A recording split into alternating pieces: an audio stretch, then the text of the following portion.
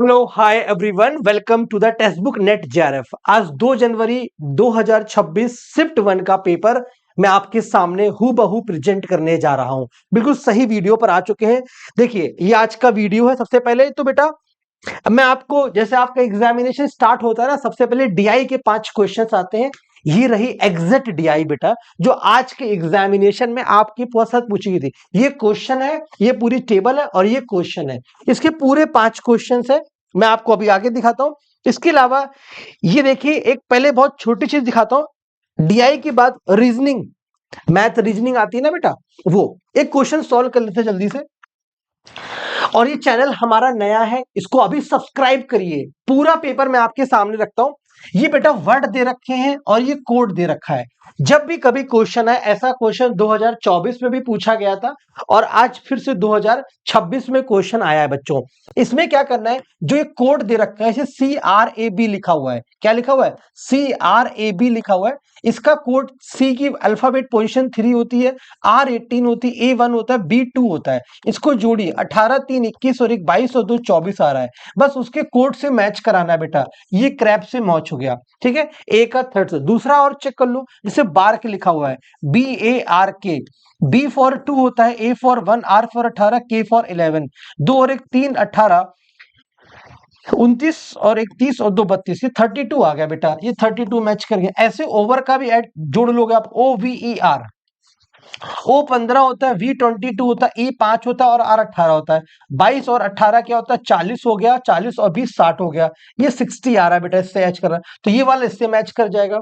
और रात में 9 बजे कंप्लीट शिफ्ट 1 2 जनवरी 2025 की और शिफ्ट 2 का कंप्लीट मैं आपके सामने पूरा क्वेश्चन पेपर का सॉल्यूशन कराने की कोशिश करूंगा। मेरे पास क्वेश्चन आ रहे हैं, तो 9 बजे डेली इसी चैनल पर मिलना है और डेली इस एनालिसिस करूंगा बेटा, ठीक है। और ये चैनल नया है, इसको सब्सक्राइब करके रखो। ये वाला वीडियो हो गया। ये हो गया। एक बार जरूर कमेंट करके बताना कि सिंह का कोड क्या 49 आ रहा है कि नहीं आ रहा है, प्लीज बताइएगा, ठीक है। एक क्वेश्चन ये हो गया। दूसरा क्वेश्चन ये नंबर सीरीज पर आया था बेटा कि what is the next number, यानी यहां पर नेक्स्ट नंबर क्या होगा। सबसे पहले वीडियो को पॉज करिए और खुद से क्वेश्चन को सॉल्व करके अपना आंसर कमेंट कीजिए और फिर मुझसे मैच कराइए। देखो बेटा, ये एक ऐसी सीरीज आपके सामने लिखी थी। मैंने आपको बताया था, जब भी सीरीज क्या हो, बहुत स्लो इंक्रीज या डिक्रीज कर रही हो, तो कुछ हम घटाते या जोड़ते हैं। 582 में हमने एक माइनस करा तो हमको 581 मिल गया। इसमें 4 जोड़ा गया तो 585 आ गया। और इसमें हमने 9 माइनस किया है, इसमें हमने 16 जोड़ दिया है बेटा, और फिर इसमें 25 माइनस किया। अब हमको एक लॉजिक नजर आ रहा है। क्या सर? सर एक एक नजर आ रहा है, फिर 4 नजर आ रहा है, फिर 9 नजर आ रहा है, फिर 16 आ रहा है, फिर 25 आ रहा है। यानी ये 1 का स्क्वायर है, ये 2 का स्क्वायर है, ये 3 का स्क्वायर है, ये 4 का स्क्वायर है, ये 5 का स्क्वायर है। आगे 6 का स्क्वायर आएगा, दैट इज 36। अब हमने एक चीज और नोटिस करी है कि माइनस प्लस चल रहा है। तो ये माइनस है, ये प्लस, ये माइनस, ये प्लस, ये माइनस, तो आगे वाला प्लस होगा। यानी इसमें हम 36 जोड़ेंगे बेटा, और जैसे 36 जोड़ेंगे, 7 और 6 13, आखिरी में 3 आएगा, वो वाला ऑप्शन इसका राइट आंसर हो जाएगा। ये आज 2 जनवरी 2025 शिफ्ट 1 को पूछा गया था, 2026 सॉरी, ठीक है। नया साल आ गया है, आप सभी को once again happy new year. ये हो गया दूसरा क्वेश्चन बच्चों। ये तीसरा क्वेश्चन आपके मैथ में पूछा गया था आज की शिफ्ट में, 2 जनवरी 2026 शिफ्ट 1 में।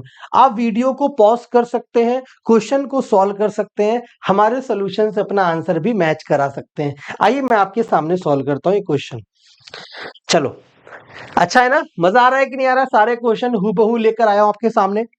फील आ रहा है कि नहीं आ रहा है? कमेंट करके बताइए फटाफट, ऑल ऑफ यू। चलो, अब लिखा है 15% ऑफ 40। एक एक करके सॉल्व करता हूं। 15% मैंने आपको सिखाया था, 1/100 ऑफ 40। कट कर दीजिए, 40 से कट गया, ये जीरो से सॉरी, जीरो से जीरो कट गया, 5 से कट गया 3 बार, 5 से 2 बार, 2 से 4 कट गए, 6 आ गया। आप 40% 2/5 लिखकर, 5 से 15 कट के 3 इंटू 2 6 डायरेक्ट लिख सकते थे, लेकिन ये बच्चों की तरह बता दिया।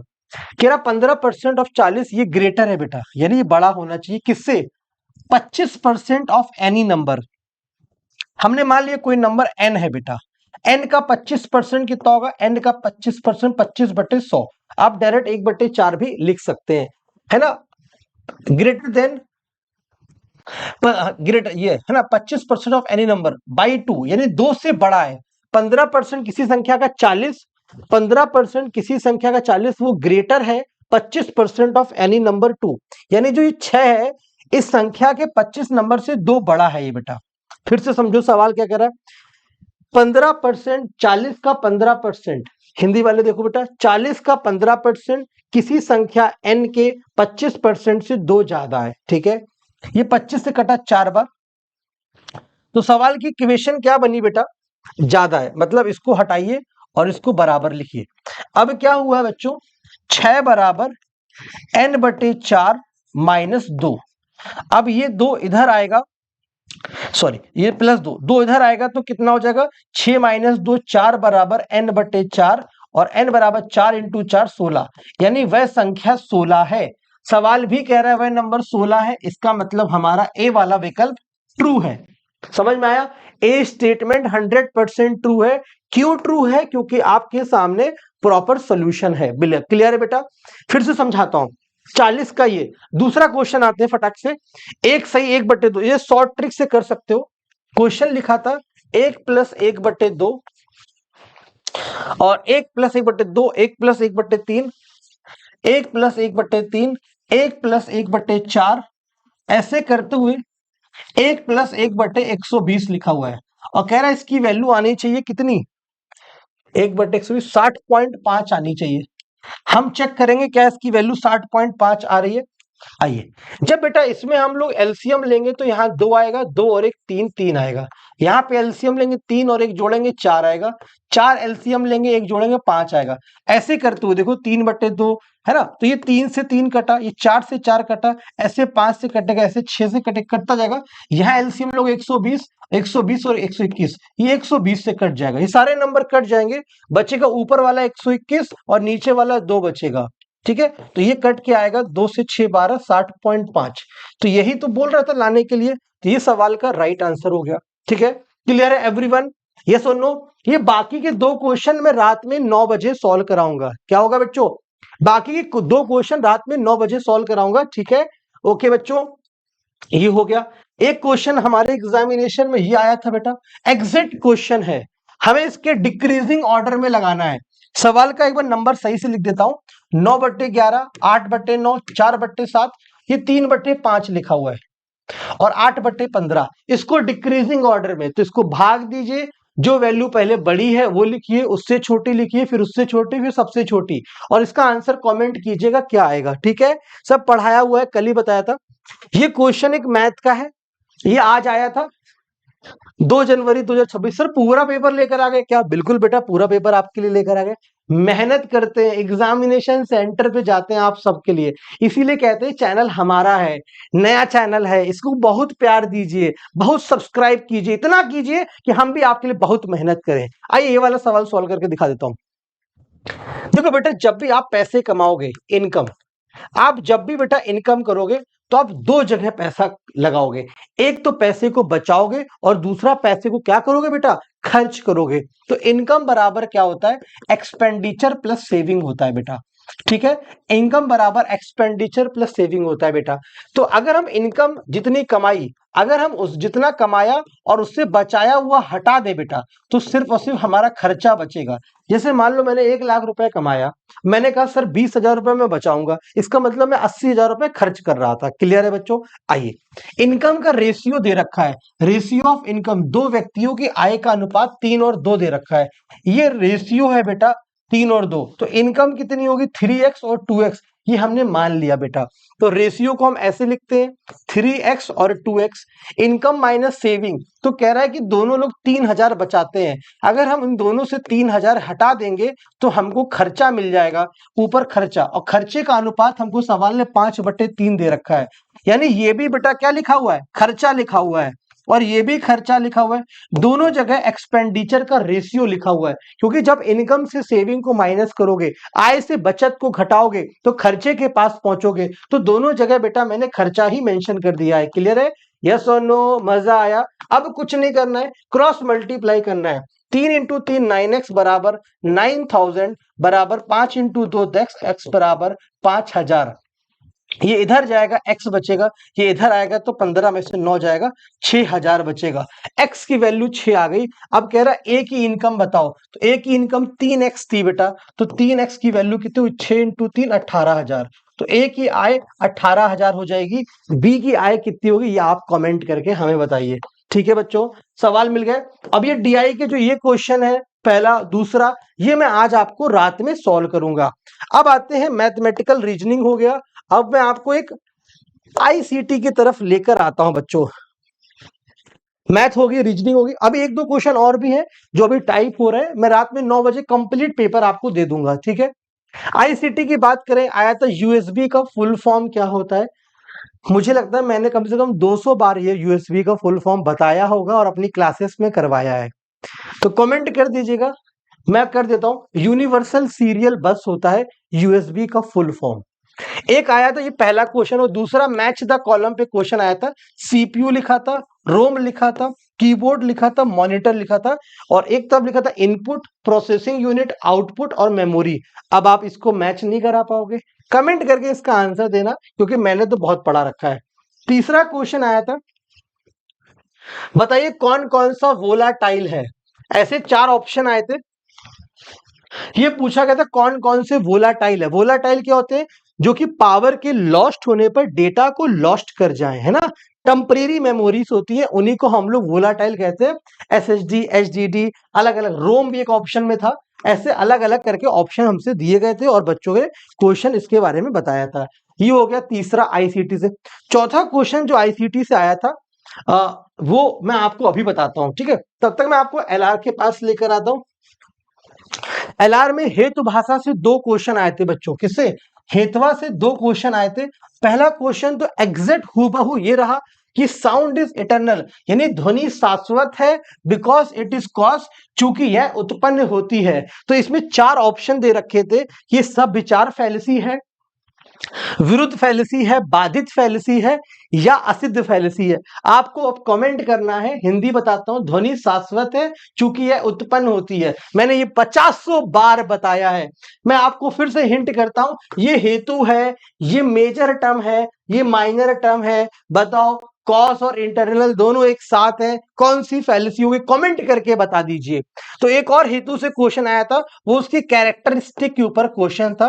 कैरेक्टरिस्टिक्स क्या होती है बच्चों, जो उनके लक्षण होते हैं, जैसे सपक्षवत, विपक्षवत, पक्ष धर्मता, असिद्ध और अबाधित, इनके ऊपर एक क्वेश्चन था बेटा। क्लियर है, ये हो गया। दूसरा क्वेश्चन आया था तीसरा क्वेश्चन इंडियन लॉजिक से आया था। इंडियन लॉजिक से जो क्वेश्चन आए थे बेटा, वो न्याय के ऊपर बहुत सारे क्वेश्चन थे। बहुत सारे मतलब क्या, 1 से 2 क्वेश्चन न्याय के ऊपर थे। अब न्याय का एग्जैक्ट क्वेश्चन क्या था वो मेरे पास अभी तक एग्जैक्ट नहीं आया है, लेकिन जैसे ही न्याय का क्वेश्चन मेरे पास एग्जैक्ट आएगा, वो मैं आपको शाम को याद दिला दूंगा, रात में 9 बजे करवा दूंगा। ठीक है, न्याय पे क्वेश्चन आए थे, जैसे न्याय जानते हो आप लोग, न्याय जैसे आपने पढ़ा होगा न्याय स्कूल, तो हमने वहां बताया था कि वो 4 तरह के प्रमाण फॉलो करते हैं, परसेप्शन, अनुमान, उपमान और शब्दा। अब क्या क्वेश्चन आया था ये देखने वाली बात हो जाएगी। ठीक है, और इस पर इसी तरह के क्वेश्चन आए थे। एक शायद इंडक्टिव एंड डिडक्टिव का क्वेश्चन भी था, ऐसा बताया जा रहा है। ठीक है बेटा, ये हो गया। PD की बात करें, इन्वायरमेंट में जो बच्चे क्वेश्चन बता रहे हैं, वो प्रोटोकॉल आया था। यहाँ पर क्योटो प्रोटोकॉल लिखा था, यहाँ पे अलग अलग 4 मॉन्ट्रियल प्रोटोकॉल, और उनके मैचिंग कराना था, उनकी डेफिनेशन पे क्वेश्चन को मैच कराना था, ये लिखा हुआ था बच्चों। क्लियर है बेटा, यस और नो, ये वाले क्वेश्चन आए हुए थे। और एक और ICT में क्वेश्चन आया था, मैं लिखना भूल गया, चौथा ऑपरेटिंग सिस्टम के बारे में क्वेश्चन आया था। ऑपरेटिंग सिस्टम, ऑपरेटिंग सिस्टम जानते हो ना, जो विंडोज ऑपरेटिंग सिस्टम होता है, लिनक्स ऑपरेटिंग सिस्टम होता है, इनके बेटा क्रोनोलॉजी की बात करी गई थी, ये आया था बेटा। क्लियर है एवरीवन।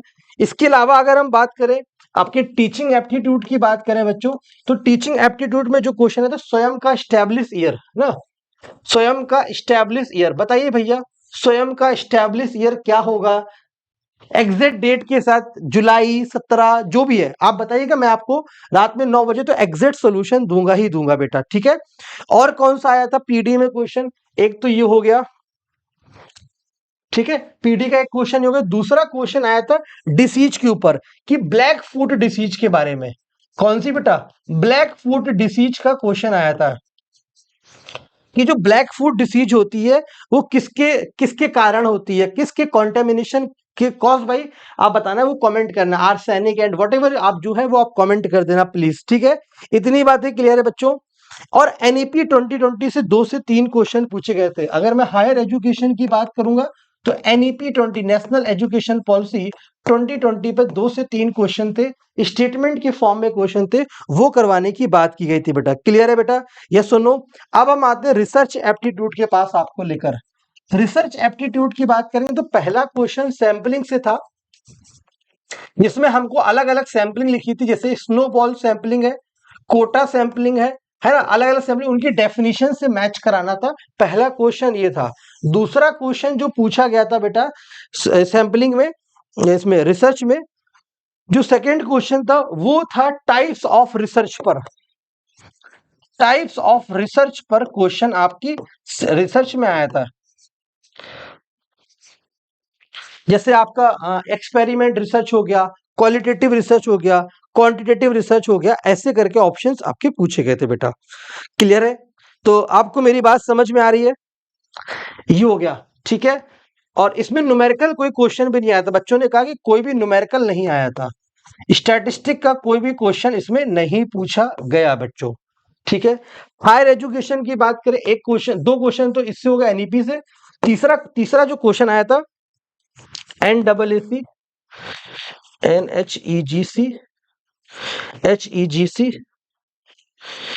ये कौन कौन, ये क्या काम करते हैं? एक और था, ये क्या काम करते हैं, इनके काम से मैचिंग कराई गई थी। तो आप इनके फुल फॉर्म कमेंट करेंगे, नेशनल एक्रीडिटेशन, अब मैं बता रहा हूं ना, हिंट कर रहा हूं आपको, तो आपको इनके नाम और काम दोनों से मैच कराना था बेटा। ये क्वेश्चन आया था, है ना। और एनईपी में तीसरा एक क्वेश्चन था एनईपी में, दूसरा क्वेश्चन कि वो 6% जीडीपी किस ईयर में ग्रो करी थी नेशनल। ये सारे क्वेश्चन सोल्यूशन रात में 9 बजे करूंगा।